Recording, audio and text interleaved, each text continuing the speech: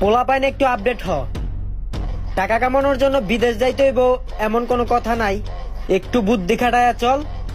বুদ্ধি থাকলে ঘুমায়া ঘুমায়া টাকা কামানো যায়। কোন এক বুদ্ধিমান ব্যক্তি বলছে বুদ্ধি থাকলে নাকি প্রবাসে আসতে হয় না, দেশে শুয়ে শুয়ে টাকা ইনকাম করা যায়।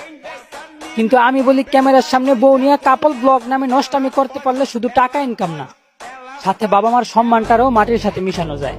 তো বলি তোর বাপেরা যদি দেশে ঘুষ না নিয়ে জ্ঞান বুদ্ধি দেখে চাকরি দিত, তাহলে হাজার হাজার মধ্যবিত্ত ছেলেদেরকে পড়ালেখা শেষ করে টাকার জন্য চাকরি না পাইয়া প্রবাসে এসে কষ্ট করতে হইতো না।